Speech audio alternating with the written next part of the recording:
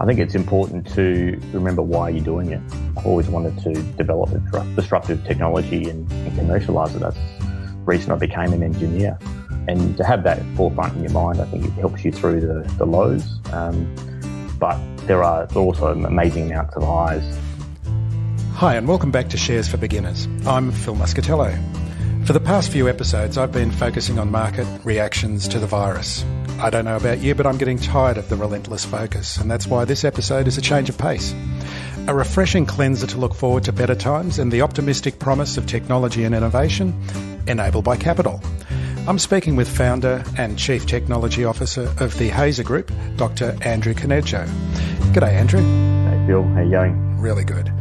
Now, I met Andrew. I met you last year at the ASX Small and Mid-Cap Conference in Sydney, and I was intrigued by the technology that he was describing. The company produces hydrogen and graphite in a unique process that assists in decarbonisation. So, Andrew, your PhD was gained in studying this technology. What got you interested in the first place? Well, I'm generally interested in innovations in general, especially global impacting technologies. Essentially, it came down to looking at an old idea, an old technology with new eyes.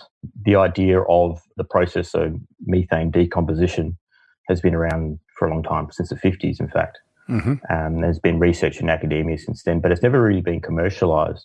One of the inputs that I had is to identify what was the root cause, why it hasn't been commercialised. And it all came down to the simplicity of the catalyst. And so just by looking at that different change in viewpoint, we're able to make something that was commercial. Okay, so tell us about the process and how Hazer is developing this process. The process essentially involves taking a hydrocarbon in methane. Hydrogen can be made using methane and is done globally. About 90% of the world's hydrogen is made using methane or fossil fuels in general. But what happens is the byproduct of it tends to be a lot of CO2, and so much CO2, in fact, that it's more than if you just burnt the fossil fuels to begin with. What we do is, instead of producing CO2, we capture the carbon component of the methane as solid graphite. And we're able to do that essentially by using a catalyst. The key is we are able to use a catalyst that is so cheap that it can be essentially consumed by the process economically. We literally use dirt. So iron ore is what we use, and you can literally take a handful of dirt from the Pilbara and it can be used in this reactor. The basic point of the process is to come up with hydrogen, and there's going to be a hydrogen wave coming up. I think a lot of people aren't aware of, in decarbonisation, that people think about solar and they think about wind power, but hydrogen is going to be an important part in the future. Can you tell us a bit about the hydrogen wave that's coming? Absolutely. Well, hydrogen wave is coming about because of those renewable opportunities.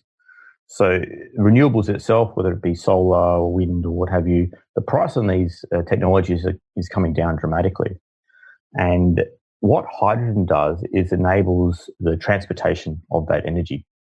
As the renewable costs go down, that is still only benefiting those local areas that have those renewables. The opportunity is to be able to export that energy. Now, one good example is Australia. We have a lot of solar, we have a lot of wind, and a way you can export that is to turn that renewable energy into hydrogen. That hydrogen can then be compressed or liquefied and it can be exported. So that's one of the key advantages. So it actually does come from the renewable sector, this push for hydrogen. Hydrogen is obviously a very clean energy transporter, in a sense, energy carrier. You can oxidize it using either combustion or you can use a fuel cell, and you can produce electricity from it. So it can be completely clean, but as long as the hydrogen itself is produced in a clean way. So in the future, with electric cars, people are thinking that you have to have the batteries to power them, but hydrogen is an alternative fuel source for electric vehicles. Is that the case? In both cases, you're having a solution that is electrification of a vehicle. So both a hydrogen fuel cell vehicle and a battery vehicle uses electricity. The only difference is the hydrogen fuel cell vehicle has an onboard energy source. So it produces its own electricity on board, and it produces it from the hydrogen via a fuel cell. It still relies on electricity to operate. What we believe is there will be horses for courses as regards to the usage of different technologies, whether it be battery electric vehicles or hydroelectric vehicles. In the same way that there's a shared market between petrol vehicles and diesel vehicles, there's an advantage on each of them for different aspects of usage. Now, we believe that hydrogen itself has a high range and faster refueling times. So it will have advantages in the longer haul type of transport and the longer distances, so haulage, buses, those kind of things. Whereas the short day-to-day type transports, residential use, those kind of things, will rely more heavily on battery type. And one of the advantages that Hazer has is it kind of has a foot in each camp, in the sense that we obviously can provide a clean form of hydrogen for its use in hydrogen fuel cells, but our graphite can also be used in a variety of different areas. And one of those areas that we're investigating is in the use of batteries, so lithium-ion batteries.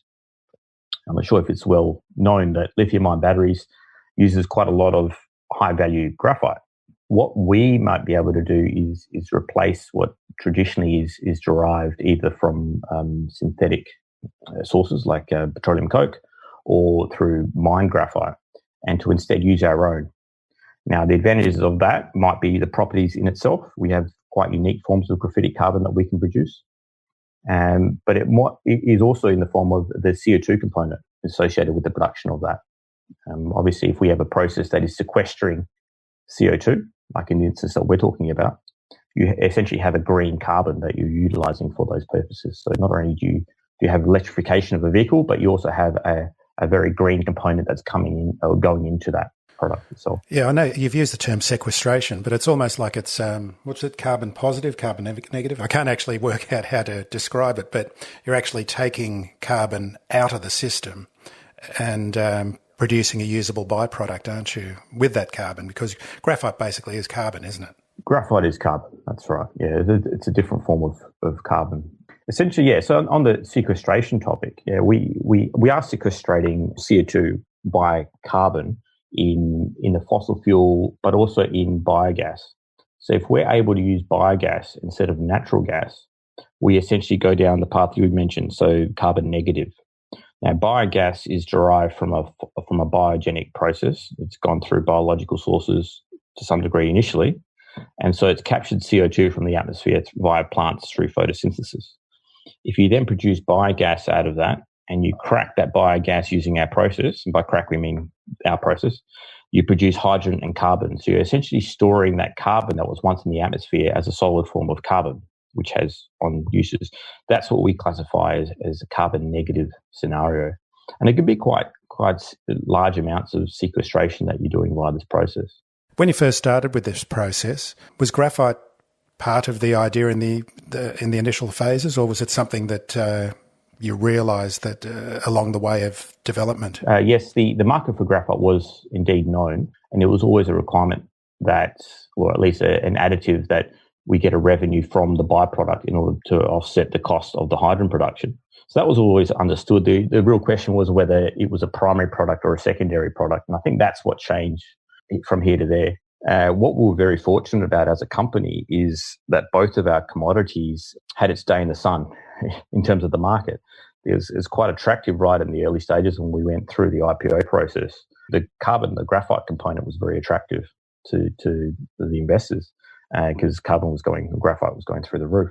And now going forward, when we're at the position where we're pivoting between R&D and commercialization, we're finding this massive hydrogen wave. So we've been quite fortunate in that the two commodities that we produce have actually been quite well received in the market. And when you talk about biogas, that is produced basically from landfill sites, isn't it? Yeah, biogas can be produced on a number of means. Landfill is one opportunity whereby you can basically just through anaerobic decomposition of landfill produces CO2 and methane, and you can tap that. And some places around the world, including Australia, do tap that and use that either as an energy source. Yeah. Well, we're looking at deriving our biogas, at least initially, from wastewater treatment, so sewage digestion. And this is also a little known fact that a lot of the sewage around the world, and indeed in Australia, is treated by anaerobic digestion, whereby bacteria essentially consume portions of it and emit CO2 and methane. Now we're looking at actually tapping that here in Perth for our next stage plant. So anaerobic, that means without oxygen or without air, is that right? Without oxygen, yeah. Yeah, so these little bacteria just working on our behalf totally for free, huh? Totally for free, that's right. Okay, let's talk about Hazer for a moment. How would you describe the size of Hazer and what stage of growth are you currently in? We're fairly early stage still, but I think and how we describe it is that we're kind of at a pivot between strictly R&D and commercial. We've kind of cracked the back on a lot of the technical aspects, and we're very, very content with the way things are at. We've got 2 operating pilot plants that have exceeded all expectations. And now we're at the process of producing what we term a commercial demonstration plant, whereby we can showcase the entire technology at a scale that is on the lower end of a commercial plant. And we're also looking at essentially having first revenue from this plant, whereby we can sell the hydrogen for end use, ideally in the energy fuel sector. What we'd like to do is to have this plant taking biogas from wastewater treatment plant here in Perth, and ideally used into energy sectors like buses or ferries or what have you. So is there a local market for hydrogen at the moment? There isn't. That's one of the challenges that we have is that the market in terms of hydrogen for the energy sector is very low. In Australia, it's virtually nil. So not only do we have to develop the technology to produce the hydrogen, we also have to develop the market also. And that becomes part of the challenge of what we have here. But there's a lot of interest in the sector from government through to industry. So we're seeing a lot of positive steps in that area. So ARENA are involved with the pilot project, aren't they? They are, yeah. So we've been quite fortunate. Having ARENA involved gives us a lot of credibility. We went through quite a lengthy due diligence process, and which gives us a lot of confidence in our technology and in the team. With this program, we're able to secure a decent portion of investment in order to build this commercial demonstration plant here in Perth. I think this is one of the exciting things for me, and I think listeners would be interested to know, because a lot of people think of the share market as being very large companies that are that they can invest in and become part of. But there is the other aspect of the share market where innovation and ideas can be commercialised with the help of the capital that goes into it. Can you describe that process for us a little bit? Yeah, absolutely. There's a lot of such technologies that what we call disruptive technologies, where the technology itself allows there to be a completely different means of producing commodity or task. I think that's what we've got here. In what you asked about having a listed company go through this path, it's quite unique for this type of story to get listed so early. Because we're still in the research phase, it would have been unusual for us to be listed this early, but we were forced to. Essentially, we didn't really have much of a choice. The VC market in Australia was not that great at the time, and so we were kind of forced into the path. We're quite fortunate in the sense that our process has 2 commodities that have large range of uses across a number of different industries, and that in itself fosters a lot of interest from the market. So we were able to generate enough interest in investors in order to list, and also in terms of having ongoing support. When did Mineral Resources come on board? I mean, that must be important because they're a major processing company of minerals in Australia, aren't they? Absolutely, yeah. Mineral Resources came on board a few years ago. They were actually part of the original IPO as well, so they did invest at that stage. Having their support has been instrumental. They give us a lot of credibility with their size and what they've done in the resource sectors. And they've also been instrumental in creating a separate pilot plant that uses the same process but different type of technology, which focuses more on the graphite component. It allows the tailoring of the graphite to a high degree, so you can change the purities and the morphologies a little bit more fine-tuned.